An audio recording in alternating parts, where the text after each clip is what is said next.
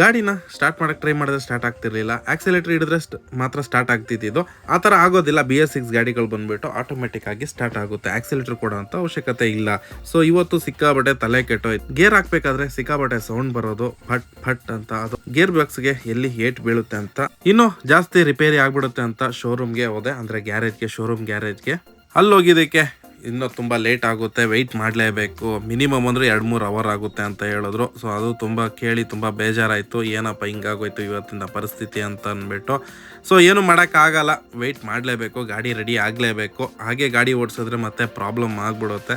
Already 3/4 ಗಂಟೆ ಅಷ್ಟು time ಆಯಿತು. ಇನ್ನೂ ಸ್ವಲ್ಪ ಹೊತ್ತು ವೆಯ್ಟ್ ಮಾಡೋಣ. ತುಂಬ ಗಾಡಿಗಳಿದ್ವು, ಅದ್ರ ಜೊತೆಗೆ ತುಂಬ ಜನ ಕೂಡ ವೆಯ್ಟ್ ಮಾಡ್ತಿದ್ರು. ಸೊ ನಾವೇನು ಮಾಡೋಕ್ಕಾಗಲ್ಲ, ಸ್ವಲ್ಪ ಹೊತ್ತು ವೆಯ್ಟ್ ಮಾಡಿ ರೆಡಿ ಮಾಡಿಸ್ಕೊಂಡು ಹೋದ್ರಾಯ್ತು. ಫೈನಲಿ ನನ್ನ ಗಾಡಿ ಸರದಿ ಕೂಡ ಬಂತು. ಒಳಗಡೆ ಹಾಕ್ಕೊಂಡ್ರು ಗಾಡಿನ. ಪ್ರಾಬ್ಲಮ್ ಏನಾಗಿತ್ತು ಅಂತಂದ್ರೆ ಗಾಡಿ ಹೈಡ್ಲಿಂಗ್ ನಿಲ್ತಾ ಇರಲಿಲ್ಲ, ಗಾಡಿ ಆಫ್ ಆಯ್ತಿತ್ತು. ಫಸ್ಟ್ ಸ್ಪಾರ್ಕ್ ಪ್ಲಗ್ ನ ಬಿಚ್ಚಿ ಚೆಕ್ ಮಾಡಿದ್ರು, ಗ್ಯಾಸ್ ಫಿಲ್ಟರ್ ಎಲ್ಲ ಚೇಂಜ್ ಮಾಡಿದ್ರು, ಚೆಕ್ ಮಾಡಿದ್ರು. ಅದು ಕೂಡ ಚೆಕ್ ಮಾಡಿ ನೋಡಿದ್ರು. ಯಾಕಂತಂದ್ರೆ ಗ್ಯಾಸ್ ಸಪ್ಲೈ ಸರಿಯಾಗಿ ಬರ್ತಿದೆಯಾ ಇಲ್ವಾ ಅಂತ ಅಂದ್ಬಿಟ್ಟು ಡೌಟ್ ಅಲ್ಲಿ. ಯಾಕಂದ್ರೆ ಗಾಡಿ ಹೈಡ್ಲಿಂಗ್ ನಿಲ್ತಿರ್ಲಿಲ್ವಲ್ಲ, ಇದೆಲ್ಲಾನ ಡಯಾಗ್ನೋಸ್ ಮಾಡಿದ್ರು. ಸೊ ನೀಟಾಗಿ ಚೆಕ್ ಮಾಡಿದ್ರು. ಇದೆಲ್ಲ ಪ್ರೋಸೆಸ್. ಗ್ಯಾಸ್ ಫಿಲ್ಟರ್ನ ಚೇಂಜ್ ಮಾಡಿದ್ಮೇಲೆ ಹೊಸ ಸ್ಪಾರ್ಕ್ ಪ್ಲಗ್ ಕೂಡ ಹಾಕಿ ನೋಡಿದ್ವಿ. ಬಟ್ ಏನಂತಂದ್ರೆ ಪ್ರಾಬ್ಲಮ್ ಸಾಲ್ವ್ ಆಗಿಲ್ಲ. ಅದಾದ್ಮೇಲೆ ಸ್ಕ್ಯಾನರ್ ಹಾಕಿ ನೋಡಿ ರೀಸೆಟ್ ಮಾಡಿ ನೋಡೋಣ ಅಂತ ಹೇಳಿದ್ರು. ಮಾಡಿ ಅಣ್ಣ, ಹೆಂಗಾದ್ರೂ ಮಾಡಿ, ಒಟ್ಟಾರೆ ನನಗೆ ಈ ಪ್ರಾಬ್ಲಮ್ ಇವತ್ತು ಸಾಲ್ವ್ ಆಗಲೇಬೇಕು ಅಂತ ಹೇಳಿದೆ.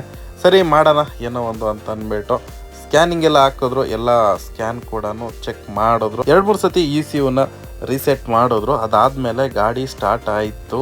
ಸ್ವಲ್ಪ ಹೊತ್ತು ಹೈಡ್ಲಿಂಗ್ ಅಲ್ಲೇ ಇಟ್ಟಿದ್ವಿ. ಗಾಡಿ ಹೈಡ್ಲಿಂಗ್ ಅಲ್ಲಿ ಮೇಂಟೈನ್ ಆಗ್ತಿತ್ತು. ಹಾಗೆ ಗಾಡಿ ಹೈಡ್ಲಿಂಗ್ ಅಲ್ಲಿ ಇರೋದು ಸೌಂಡ್ ಕೂಡ ನೀವು ಕೇಳಿಸ್ಕೋಬಹುದು. ಸಿಕ್ಕಾಪಟ್ಟೆ ಟೆನ್ಷನ್ ಆಗೋಗಿತ್ತು. ಎಲ್ಲಪ್ಪ ದೊಡ್ಡ ಖರ್ಚು ಬಂದ್ಬಿಡತ್ತೆ ಅಂತ ಅಂದ್ಬಿಟ್ಟು. ಆದ್ರೆ ಮಿನಿಮಮ್ ಕಾಸ್ಟ್ ಅಲ್ಲಿ ಆಗೋಯ್ತು. ನಾನು ಹೋಗಿದ್ದು ಅಂಬಾ ಬಜಾಜ್, ಗಾರೆಬಾವಿನಪಳ್ಳಿನಲ್ಲಿ. ಕಾಂಟ್ಯಾಕ್ಟ್ ನಂಬರ್ ಇದು. ಕೈಗೆ ಎತ್ತಿ ಬಿಲ್ ಕೊಟ್ರು. ಕೌಂಟರ್ಗೆ ಹೋಗ್ಬಿಟ್ಟು ಅಮೌಂಟ್ ಕಟ್ಬಿಟ್ಟು ಬನ್ನಿ ಅಂತ ಅಂದ್ಬಿಟ್ಟು ಬಿಲ್ ಪೇಮೆಂಟ್ ಮಾಡಿದೆ 536 ರೂಪಾಯಿ. 3 ಸತಿ ಸ್ಕ್ಯಾನ್ ಹಾಕಿದ್ರು. 3 ಸತಿ ಸ್ಕ್ಯಾನ್ ಹಾಕಿದ್ಮೇಲೆ ವರ್ಕ್ ಆಗಿದ್ದು.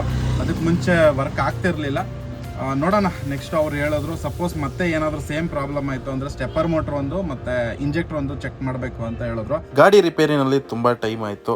ಹಾಗಾಗಿ ಇವತ್ತಿನ ಅರ್ನಿಂಗು 1064 ರೂಪಾಯಿ. ಹೋಟ್ಲಿಗೆ ಹೋಗಿ ಒಂದು ಕಾಫಿ ಕುಡಿಯೋಣ ಅನ್ಕೊಂಡೆ. ಅದ್ರ ಜೊತೆಗೆ ಒಂದು ಸಾಂಬಾರ್ ಡಿಪ್ಪು ವಡೆ ಕೂಡ ತಗೊಂಡೆ. ಇವತ್ತಿನ ದಿವಸ ಹೀಗೆ ಖರ್ಚಲ್ಲೇ ಕಳೀತು. ಏನು ಮಾಡೋಕ್ಕಾಗಲ್ಲ, ಹಿಂಗೂ ಆಗುತ್ತೆ.